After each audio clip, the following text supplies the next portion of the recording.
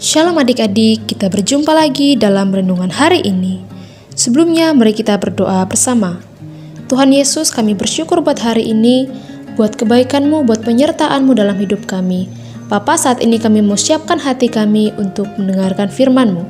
Berkati kami, di dalam nama Tuhan Yesus kami berdoa, haleluya, amin. Judul renungan kita hari ini adalah Kacamata Hitam. Renungan hari ini diambil dari Filipi pasal 4 ayat 8. Jadi akhirnya saudara-saudara, semua yang benar, semua yang mulia, semua yang adil, semua yang suci, semua yang manis, semua yang sedap didengar, semua yang disebut kebajikan dan patut dipuji, pikirkanlah semuanya itu. Adik-adik, siapa yang punya kacamata hitam?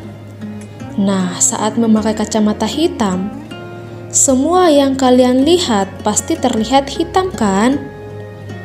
Bunga yang warna-warni, sayap kupu-kupu yang cantik, hamparan sawah yang menghijau, semua akan terlihat sama semua, tampak gelap dan hitam. Hati dan pikiran pun fungsinya sama seperti kacamata.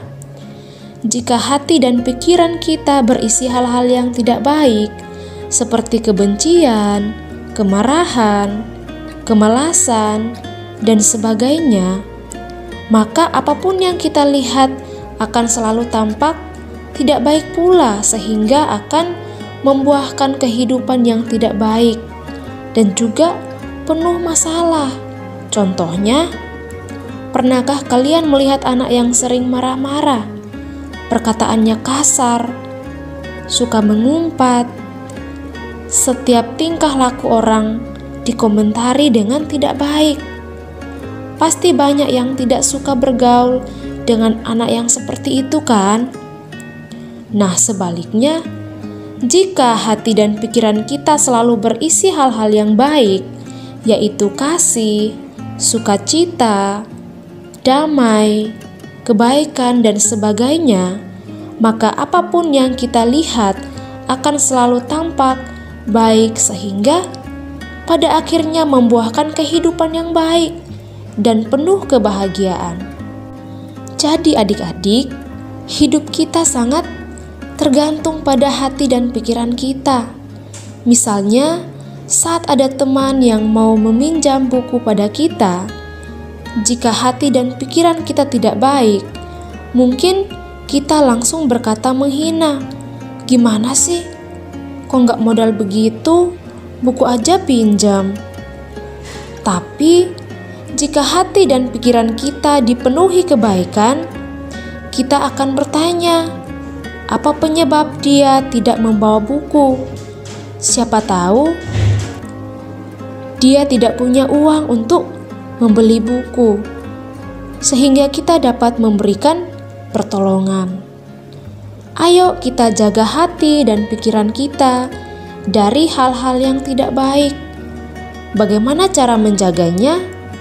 Kalau kita mau memiliki hati dan pikiran yang baik, caranya adalah dengan banyak membaca dan merenungkan firman Tuhan.